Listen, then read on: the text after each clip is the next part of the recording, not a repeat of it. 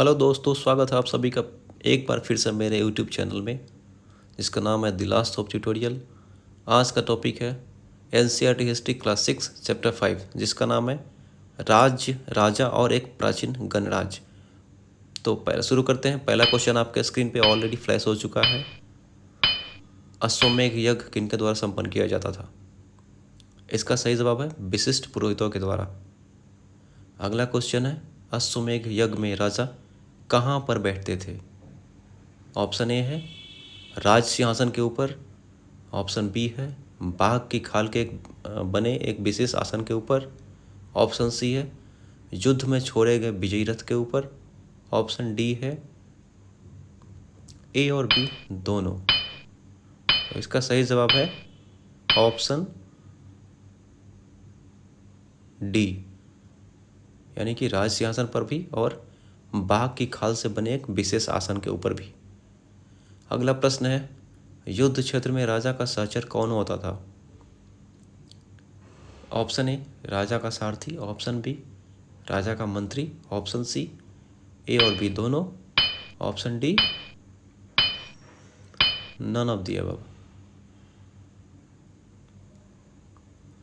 तो इसका सही जवाब है राजा का सारथी। अगला प्रश्न है अश्वमेध यज्ञ में राजा का सारथी का क्या काम था? तो ऑप्शन ए है वह पवित्र जल का छिड़काव राजा के ऊपर करता था, ऑप्शन बी है वह राजा की विजयों और गुणों का गान करता था, ऑप्शन सी ए और बी दोनों, ऑप्शन डी इनमें से कोई नहीं। तो इसका सही जवाब है वह राजा के विजयों तथा गुणों की गान करता था। अगला प्रश्न है यज्ञ में पवित्र जल का छिड़काव राजा के ऊपर कौन करता था? ऑप्शन ए है पुरोहित, ऑप्शन बी मंत्री, ऑप्शन सी ए और बी दोनों, ऑप्शन डी इनमें से कोई नहीं। तो इसका सही जवाब है ऑप्शन ए, पुरोहित जो थे राजा के ऊपर पवित्र जल का छिड़काव करते थे। अगला क्वेश्चन है पुरोहित किन लोगों को अनुष्ठानों में शामिल नहीं करते थे? तो ऑप्शन ए है जिन्हें वो शूद्र मानते थे, ऑप्शन बी है शत्रु राजा को, ऑप्शन सी है ग्रामीणों को, ऑप्शन डी है ए और सी दोनों। तो इसका सही जवाब है जिन्हें वो शूद्र मानते थे। अगला प्रश्न है ऋग्वेद के बाद रचे हुए ग्रंथ को क्या कहते हैं? ऑप्शन ए वेद पुराण, ऑप्शन बी उत्तर वैदिक ग्रंथ, ऑप्शन सी ए और बी दोनों, ऑप्शन डी इनमें से कोई नहीं। तो इसे कहते थे उत्तर वैदिक ग्रंथ। अगला प्रश्न है पुरोहितों ने लोगों को कितने वर्गों में बांटा? ऑप्शन ए 4, बी में 2, सी में 3, डी में भी 5 और डी में 5। सही जवाब है 4 वर्गों में। वेदों का अध्ययन करने का अधिकार किसे नहीं था? ऑप्शन ए महिलाओं को, ऑप्शन बी शूद्रों को, ऑप्शन सी ए और बी दोनों को, ऑप्शन डी इनमें से कोई नहीं। तो ये इसका सही जवाब है ऑप्शन सी, महिलाओं और शूद्रों को। अगला प्रश्न है यज्ञ करने का अधिकार किसे प्राप्त था? ऑप्शन ए क्षत्रिय को, ऑप्शन बी वैश्य को, ऑप्शन सी ए और बी दोनों, ऑप्शन डी इनमें से कोई नहीं। तो इसका सही जवाब है ए और बी दोनों, क्षत्रिय और वैश्यों को यज्ञ करने का अधिकार प्राप्त। अगला क्वेश्चन है जनपदों की बस्तियां पुरातत्वविदों को कहाँ मिली? ऑप्शन ए दिल्ली में पुराना किला, ऑप्शन बी यूपी में एटा के पास अतरंजी खेरा में, ऑप्शन सी यूपी में मेरठ के पास हस्तिनापुर में, ऑप्शन डी इनमें से सभी। तो इसका सही जवाब है ऑप्शन डी। अगला क्वेश्चन है जनपद के लोग कैसे मकानों में रहते थे? पहला ऑप्शन झोपड़ियों में, ऑप्शन बी किलाओं में, ऑप्शन सी जमीन के नीचे गर्त में, ऑप्शन डी इनमें से कोई नहीं, सॉरी इनमें से सभी। तो इसका सही जवाब है झोपड़ियों में रहते थे जनपद के लोग। जनपद के लोग कौन सी फसलें उगाते थे? ऑप्शन ए चावल और गेहूं, ऑप्शन बी धान और जौ, ऑप्शन सी दालें तिल तथा सरसों, ऑप्शन डी इनमें से सभी।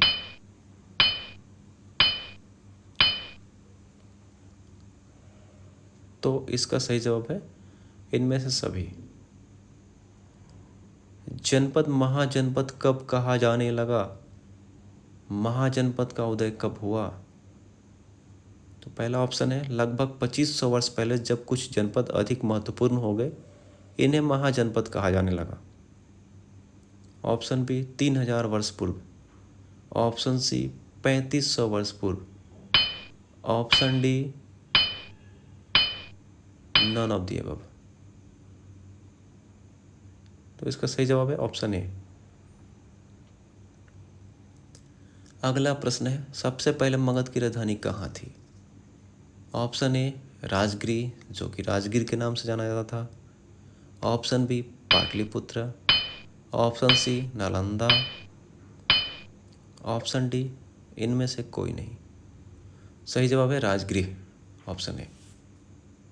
अगला प्रश्न है अछूत वर्ग किन्हें माना गया? ऑप्शन ए शिल्पकार और शिकारी को, ऑप्शन बी भोजन संग्राहकों को, ऑप्शन सी शवों को दफनाने या जलाने का काम करने वालों को, ऑप्शन डी इनमें से सभी। इसका सही जवाब है ऑप्शन डी। अगला प्रश्न है जनपद का शाब्दिक अर्थ क्या होता है? ऑप्शन ए जन के बसने की जगह को जनपद कहते हैं, ऑप्शन बी राज दरबार, ऑप्शन सी ए और बी दोनों, ऑप्शन डी इनमें से कोई नहीं।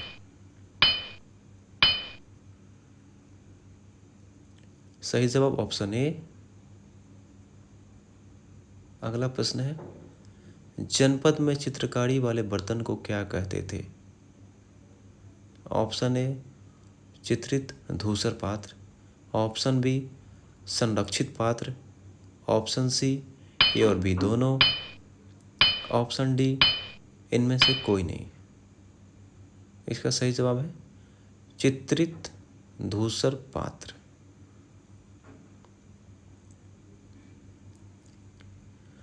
अगला क्वेश्चन है चित्रित धूसर पात्र पर कौन सी चित्रकारी होती थी?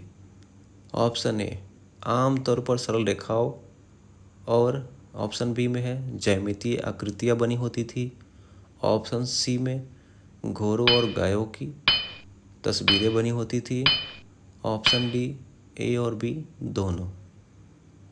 तो ऑप्शन डी इसका सही जवाब है, आमतौर पर सरल रेखाएं और ज्यामितीय बनी होती थी। अगला प्रश्न है मगध के प्रसिद्ध शक्तिशाली शासक कौन थे? ऑप्शन है Bimbisara, option B Ajatashatru, option C A और बी दोनों, ऑप्शन डी इनमें से कोई नहीं। इसका सही जवाब है ऑप्शन सी बिंबिसार और अजातशत्रु। अगला प्रश्न है सबसे महत्वपूर्ण जनपद बनके कौन उभरा? Option A Magadh, option B Bodhgaya, option C Nalanda, option D इनमें से कोई नहीं। तो इसका सही जवाब है ऑप्शन ए मगध। अगला प्रश्न है मगध के समीप गण या संघ राज कौन सा था?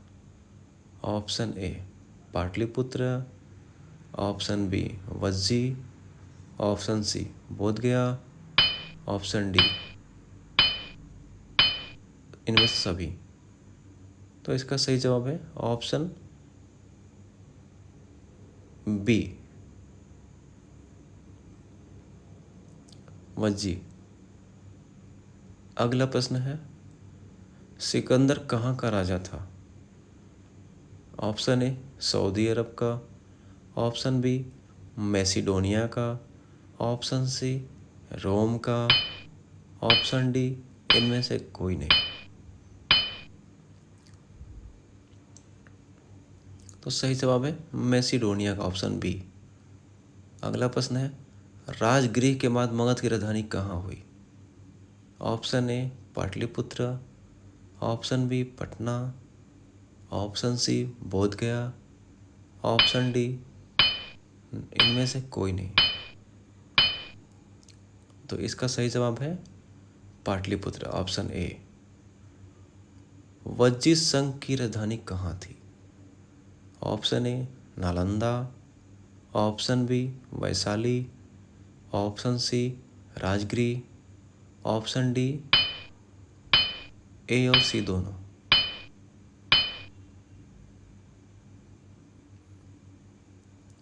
तो इसका सही जवाब है ऑप्शन बी वैशाली।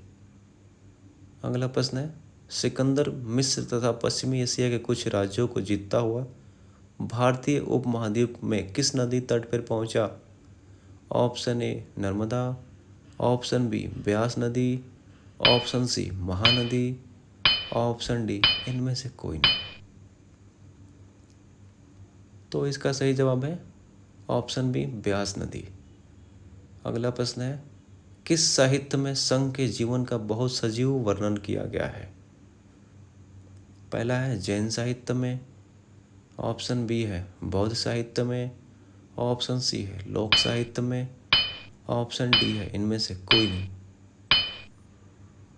तो इसका सही जवाब है ऑप्शन बी बौद्ध साहित्य। अगला प्रश्न है, मगध में किस अयस्क की खदानें थी? ऑप्शन ए कोयला की खदानें, ऑप्शन बी लौह अयस्क की खदानें जिससे मजबूत औजार और हथियार बनाने के लिए प्रयोग किया जाता था, ऑप्शन सी ए और बी दोनों, ऑप्शन डी इनमें से कोई नहीं। तो इसका सही जवाब है ऑप्शन बी लौह अयस्क की खदानें थी। अगला प्रश्न है, महापद्मानंद कौन थे? ऑप्शन ए वज्जी संघ के संस्थापक, ऑप्शन बी मगध के एक महत्वपूर्ण शासक, ऑप्शन सी ए और बी दोनों, ऑप्शन डी इनमें से कोई नहीं। तो महापद्मानंद का सही जवाब है मगध के एक महत्वपूर्ण शासक थे। अगला प्रश्न है, गौतम बुद्ध का नाम किस धर्म के संस्थापक थे और गौतम बुद्ध किस वर्ण के थे? ऑप्शन ए सिद्धार्थ इनका नाम था, बौद्ध धर्म के थे और क्षत्रिय वर्ण से संबंधित थे। ऑप्शन बी सिद्धार्थ जैन धर्म और क्षत्रिय, ऑप्शन सी सिद्धार्थ जैन धर्म और वैश्य। तो इसका सही जवाब है ऑप्शन ए सिद्धार्थ बौद्ध धर्म और क्षत्रिय। अगला प्रश्न है, संस्कृत भाषा के व्याकरण की रचना करने वाले एक महान विद्वान कौन थे? पहला है महर्षि वाल्मीकि, ऑप्शन बी है महर्षि दयानंद सरस्वती, ऑप्शन सी है पाणिनि, ऑप्शन डी है इनमें से कोई नहीं।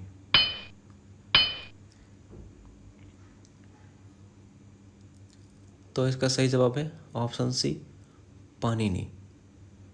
सारनाथ का स्तूप किसका प्रतीक है?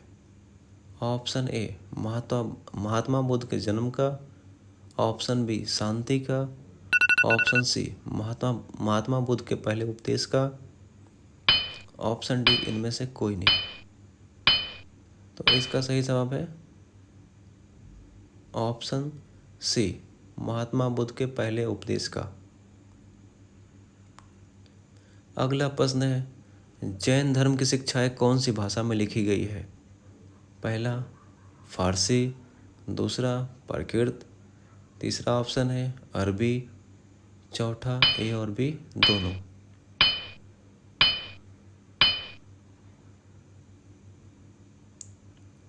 तो इसका सही जवाब है ऑप्शन बी प्राकृत। अगला प्रश्न है, गौतम बुद्ध का जन्म कितने वर्ष पूर्व हुआ?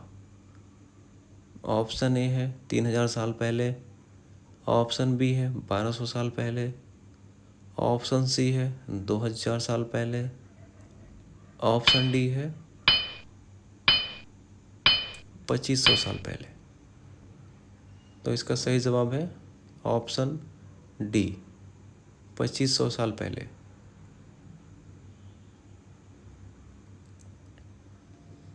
अगला प्रश्न है, अजातशत्रु ने वज्जी पर आक्रमण के लिए अपने किस मंत्री को बुद्ध के पास जाकर सलाह लेने के लिए भेजा? तो ऑप्शन ए है मंत्री वत्सकार, ऑप्शन बी है मंत्री शिशुनाग, ऑप्शन सी ए और बी दोनों, ऑप्शन डी इनमें से कोई नहीं। इसका सही जवाब है मंत्री वत्सकार। अगला प्रश्न है, वज्जी संघ का वर्णन किस निकाय में मिलता है? ऑप्शन ए है मध्यम निकाय, ऑप्शन बी है संयुक्त निकाय, ऑप्शन सी है दीर्घ निकाय, ऑप्शन डी इनमें से कोई नहीं। तो इसका सही जवाब है दीर्घ निकाय। अगला प्रश्न है, एथेंस जो कि यूनान है में शासन व्यवस्था कैसी थी? तो पहला प्रजातंत्र या गणतंत्र, दूसरा है राजतंत्र, तीसरा ए और बी दोनों, ऑप्शन डी है इनमें से कोई नहीं। तो इसका सही जवाब है ऑप्शन ए, प्रजातंत्र या गणतंत्र। अगला प्रश्न है, सिकंदर ने भारत पर आक्रमण कब किया था?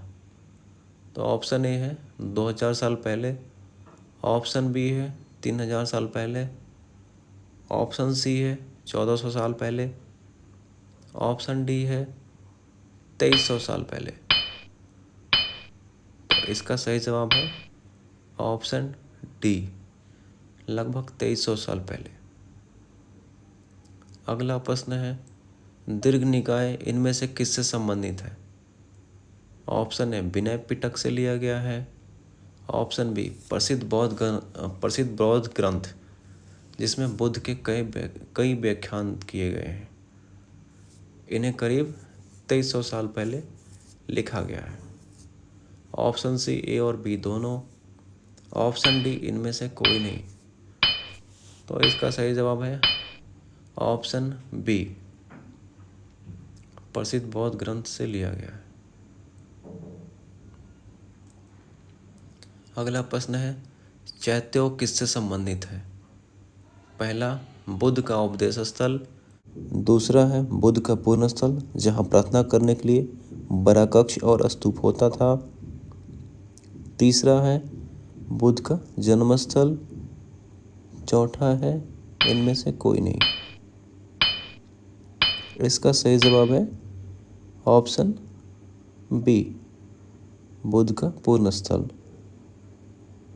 अगला क्वेश्चन है, कम्माकार का मतलब।